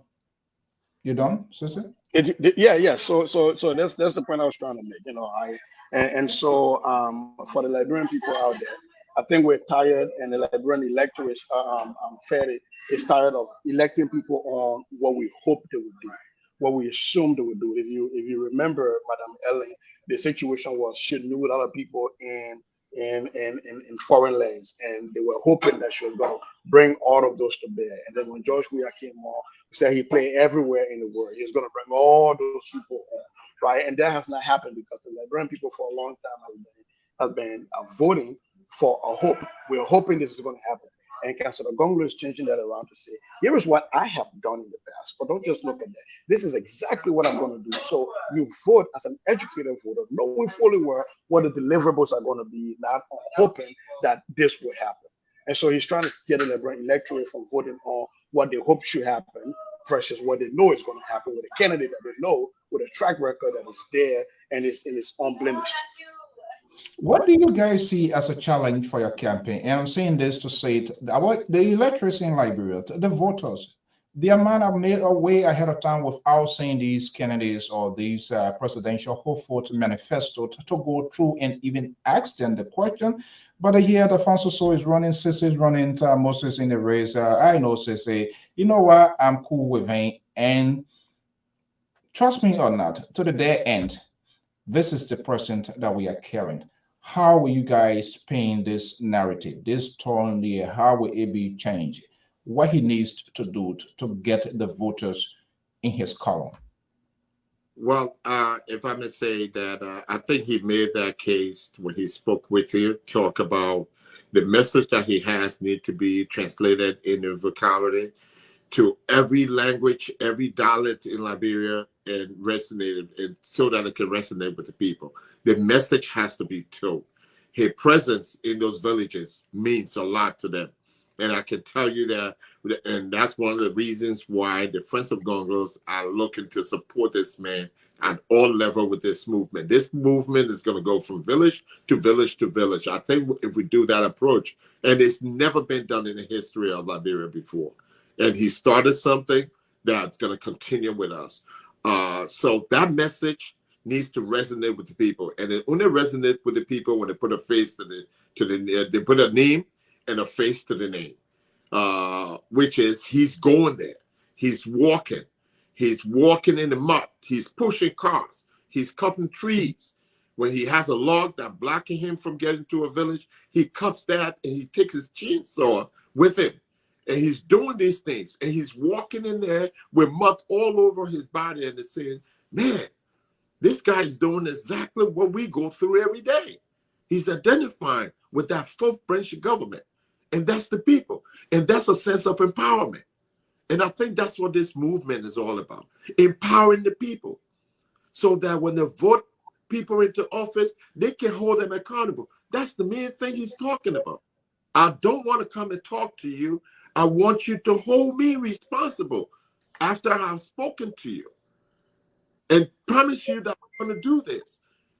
I don't want you to hear it only on the radio, but I want you to physically see me. And those are things that he's doing that are resonating with the people. And that's what he told you. He's going to win unequivocally. He's going to win in the first round. 50 plus 1, if this movement continue, when this movement continue to progress over the next 11 months, I can tell you that people will come out of the woodwork and will vote for a better Liberia. That's what we're pushing. That's the movement. We want to have a better Liberia. We want to have a better Liberia. Sissy, you know the rule of this network here as a contributor here. But there was a little bit political split here. I saw the councillor here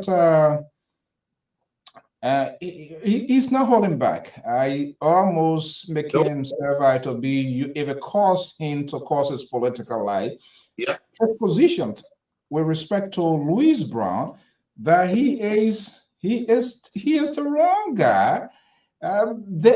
They are all responsible of what we are going through here. That's the councillor. So with that, he made his position crystal clear. By the way, in the interest of fairness, I sent a text to not councillor, because we said we want to have this conversation, to Alexander Benedict Cummings of the ANC, because we want to note this, what they call retire sufferance or whatever it is, whether it's in consonance with the ANC and the Alexander Cummings folks. I yet to get a feedback from them, but I also reached out to what his name, Musa Hassan Belete. Oh boy. This is the content of the message for full disclosure. We are working on the sessions that Louis Brown made in a speech calling for the December 17, 2022 demonstrations in Monrovia, in which Brown is making series of allegations against the WIA government. We would like to know if this position to represent the perspectives of the ANC and that of the CPP. But Musa Belete said, yes, it does. But we are waiting to hear from the political leader of the Alternative National Congress. I think there are two possible scenarios involved here. It must either succeed or it fails. And if it fails, that could be the Waterloo of the ANC. If it goes well, that could be the strength of the ANC. But the councillor is distancing himself from that. Who is on a slippery slope now with this whole retire suffering? I don't get it. Well, I mean, the councillor spoke for the councillor, but I've been here as a contributor and speaking as Cissy Goya, not on behalf of the councillor. I think, you know, everybody has the right to exercise free speech. You know, Liberian people have the right to peacefully assemble and call on their electors and the government to answer questions. So for that, you know, for me, it doesn't bother me. And I don't think it should bother anybody. As a matter of fact, the CDC is planning a 1 million man march, I think, a day before. And so for me, I really don't see that, to the extent that the rule of law is respected and that private property is not damaged and that other people's movement is not infringed upon. I don't think anybody should have an issue with the ANC, CPP, CDC, or whoever gathering to petition the government. So I really don't see a problem with that. Including the messenger as well? Including, you know, whoever is willing to be there, whoever can be there. You know, one of the unfortunate things I keep seeing from people is the inherent unfairness of saying that when Cummings called for, or the CPP called for a protest, a day to peaceably assemble, that his children have to be there. When we fight, we have not seen Champ or Tim Weir at any of CDC rally when they carry the casket around for the 12 years during Madame Salif time. And we haven't seen that even here in the US. When we protest, we don't call the President Joe Biden to bring his children and everybody. Again, if this is organic and it's a grassroots organization, then Does it really matter who brought their children there, or is it the message that people are giving out? But because in our Liberian political dispensation, we're not used to hearing the voices of our people that are critical to ours as elected people, we tend to kind of try to divert and deflect. Why is Cummings putting you in the street when he can't bring his children? Or, why is George Weah putting you in the street when his children are not here? And I think that takes away from the critical civic conversation that should be had, is why are the people gathering and what is their petition to their government? And is the government willing to hear their petition, regardless of who said it or who put them in the street? Moses, before we wrap up? Yeah, let me just speak to the specifics of the councilor distancing himself from that. And he told you directly that the messenger needs to be evaluated that brings the message.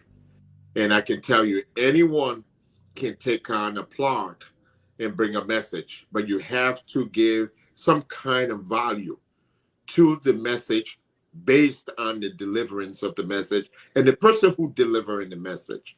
And like you said, he came clear cut and said he's distancing himself from that. And that's the kind of person that we know he is.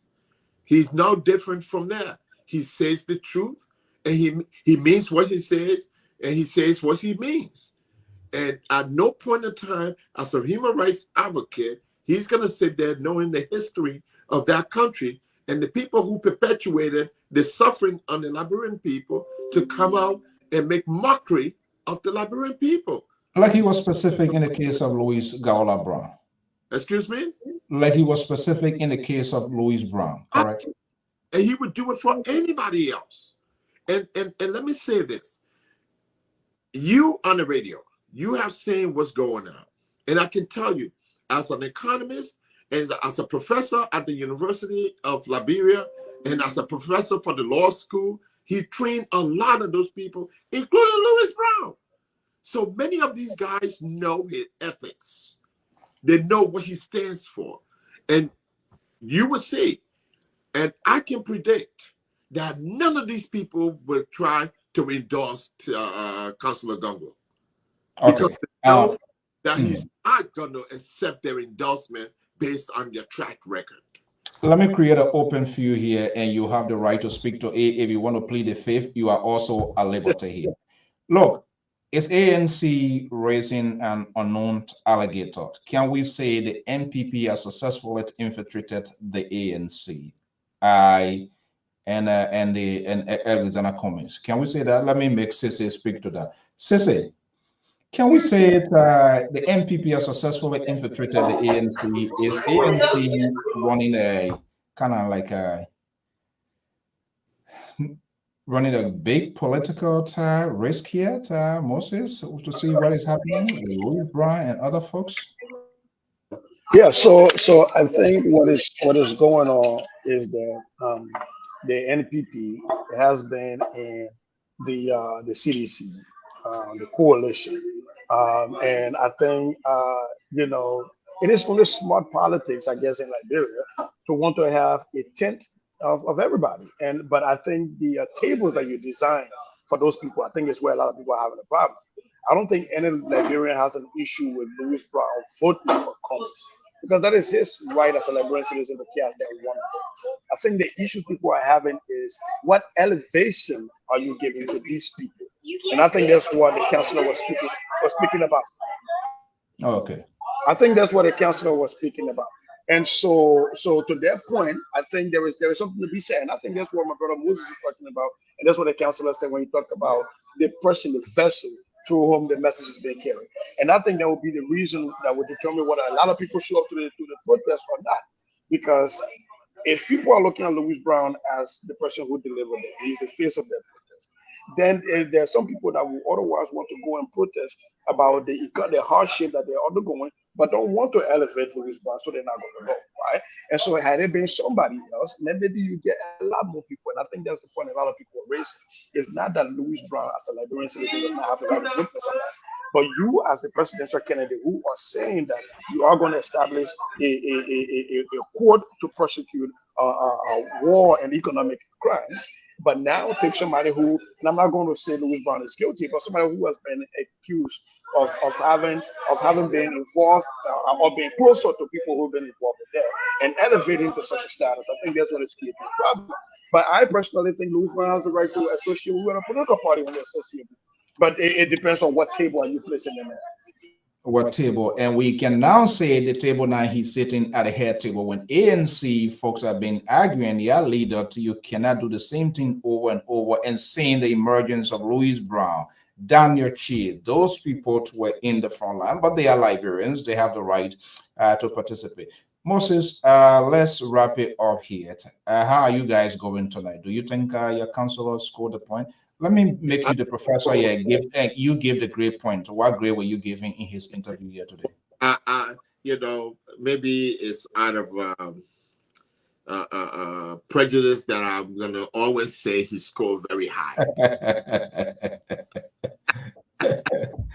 Okay. And let me say that, you know, having heard and been a part of the political movement a little bit in Liberia from afar, I've evaluated some of the folks, and I have my own assessment, and I've made my own assessment and contribution at times, but I can tell you that this man comes with an impeccable record, and he's very consistent on his message. He's never wavered. He's not going to waver no matter how much the pressure comes on, because he's been through so many pressures before to see if he could waver, and he's not. He's not going to waver. And I think that's what the Liberian people need to understand. And I well, not hit is a strong word. I dislike the idea of people saying Liberian people are stupid, they're going to vote for George Weah again. The people have the right to vote. The message that is resonating with the people is something that people need to evaluate and really look into. What are the messages that are being sent out there? And today you look at other talk shows, and people are in the street, even Koto. Then when he goes out, if the election was held today, you know, who would you vote for and all that stuff like that. Those people lack the education to understand. Remember when we were— I have serious questions, serious concern with those kind of questions here. It's not helping our people. You need to narrow the scope and tell them on what, even if you say, Councillor Gongloe, Ambassador Boyka, Joy Weah, Ellis Coleman, put options why they are voting. On what basis are they voting? Are they voting on the economy? Are they voting on education? Are they voting on health or infrastructure? You can't just ask people what election are held today. They need to be a little bit specific and detailed so that our people will be able to make some informed decision. That is not happening. So we in the media are also responsible for this sort of ongoing situation in the country, and that's and I just have to say it. Precisely, to my point, exactly to my point.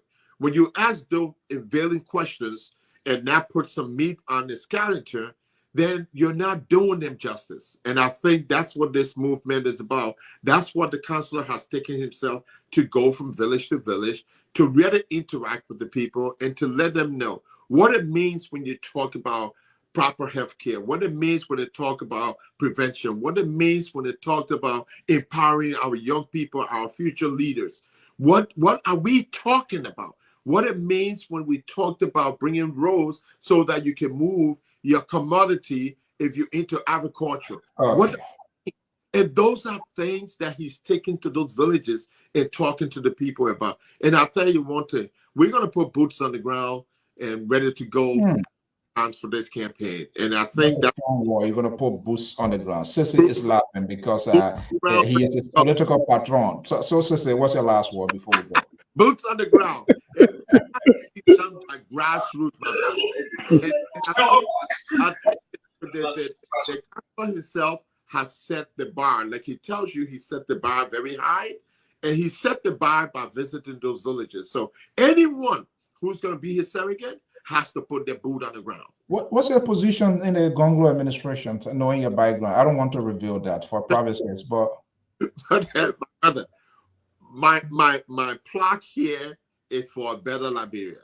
So I'm not. Why you guys can say better Liberia the next day, and then we're going to see dark cars and then tire windshields all dark. Okay, let's leave it there.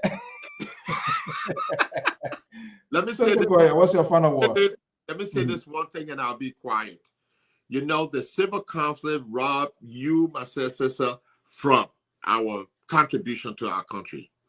It robbed us. That civil conflict. We should be in Liberia contributing to the well-being of our country, either voluntarily or somehow, somewhere. And we cannot do that, so we can do it from afar. But I think that what the counselor brings to the table is that at least, I won't say guarantee, is the promise that we're going to be at the table and we can go home, either to volunteer or do something so that we can begin to change the trajectory of what that country is going. It's going downward trajectory. We need to stop putting it up. We need to start setting it flat so that it can start building to go up. And I think that's why some of us are participating in this. And thank you again, Council. I always thank you. You know my background. So when I talk council, we'll talk about what we can talk about. Okay, that erection of the building, I will let Sissy to put the roof over the building here before we go. Sissy. Yeah, so I think Moses spoke on the issue of the downward trajectory. So our slope has to change. We got to change that and start. I'm in a math class right now, so I had to throw that in. But to your question about I think you've asked me that before, and I've been very unequivocal about why I support Councilor Gonger. I am way too young to volunteer. I think taking a job in Liberia, an appointed government position would be a volunteering for me, because I don't think by law will make me close to what at least I get paid in my bigger salary as a teacher.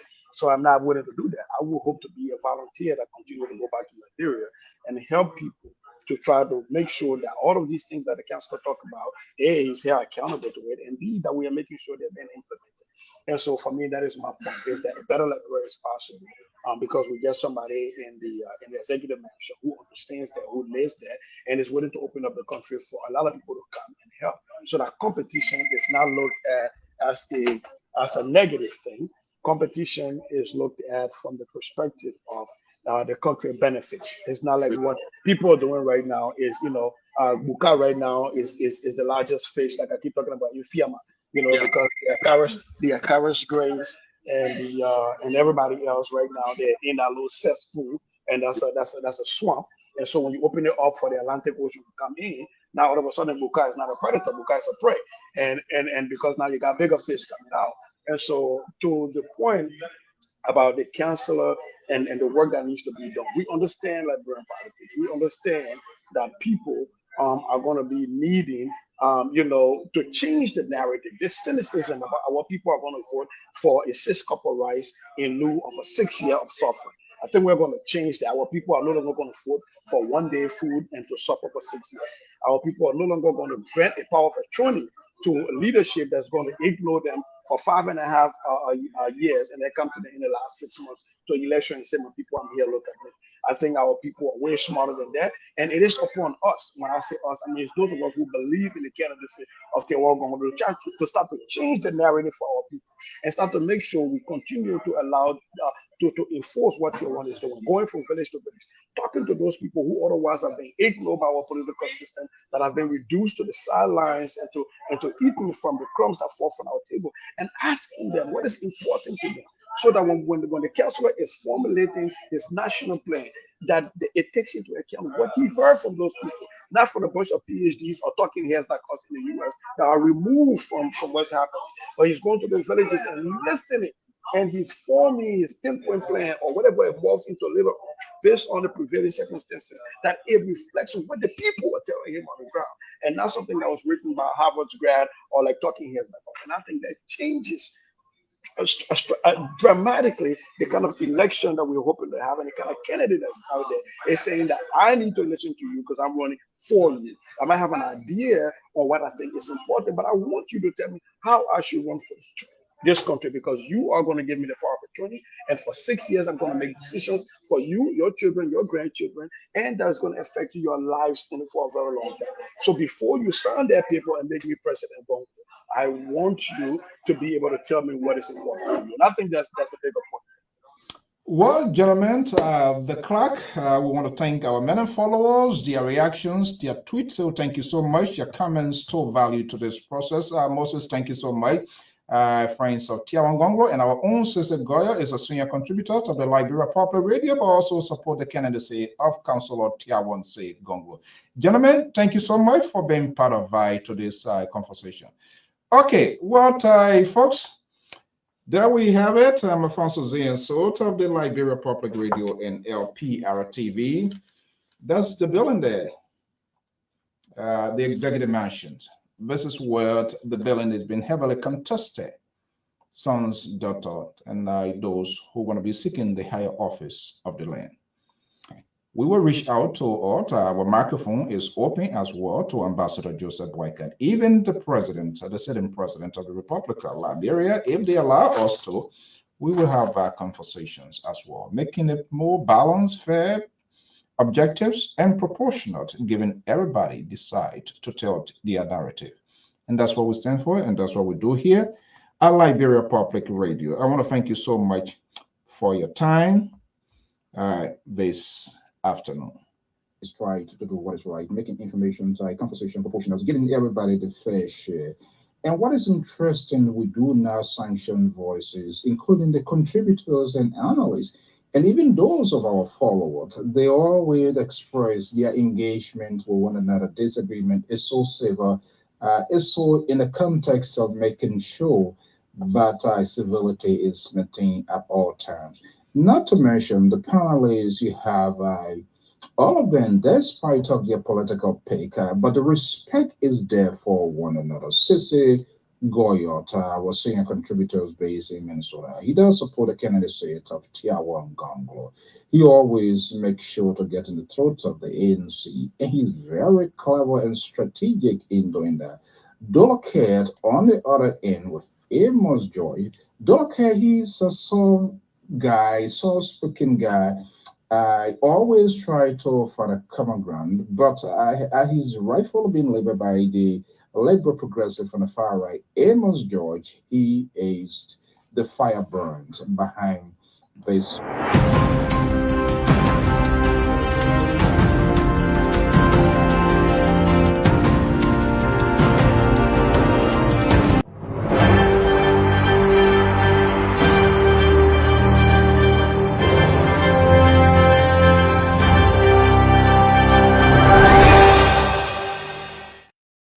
Well, folks, that's how we're going to draw the curtain here this afternoon. It's 1:50 p.m. Eastern Standard Time right here in the East Coast at the New England Bureau Decks of the Liberia Public Radio.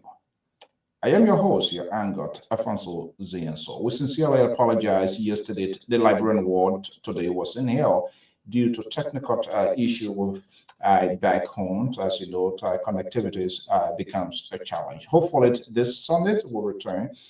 She will play host to Mozzarella Senator Asai Joseph. We are still working out the details if he will be appearing, but we will let you know subsequently our next guest in this summit, the Liberian Ward today. Until then, we want to leave you at this note. Thank you so much for your time, for sharing notes, sharing your tweets, comments with us here at Liberia Public Radio. It's about Liberia, and that's what we do. We strongly believe all of us must have a civil conversation for the good of the country. And it will be unfair if we render convictions without giving people the opportunity to have their narrative. And this is why we do it differently on this network. Well, before we go, international news just coming in according to France 24. South African leader Cyril Ramaphosa's braces to hear of impeachment. We are, according to report, top party leaders meeting and trying to discuss the fate of Cyril Ramaphosa on the eve of a parliamentary elections also in the making. And news coming from the West Africa, from Nigeria. The Economic Community of West African States has decided to act to take care of its own security. According to reports reported by France 24, the president of ECOWAS, Aliou Touré, told journalists in Abuja that the West African states are now considering, or they have agreed to take care of their own security by having a peace mission and established, you remember, ECOMOG during the Liberian civil crisis. ECOWAS is trying or has successfully regrouped that to be a standing peacekeeping group within the west coast of Africa. Until then, have a pleasant day. By God's willing, same time, same network, I will be here. Thank you so much for your time. And please, if this is the first time, just follow us on the Facebook, Liberia Public Radio. You can also visit www.liberiapublicradio.com. It's our official website. You can get us on LinkedIn, Twitter, YouTube channel as well. The network that discusses the issue, not personality, on the critical level, but fair, balanced, and respectful to our guests, but we do not protect them from answering the hardcore questions. I am Asian Soul. Have a pleasant day. Bye-bye.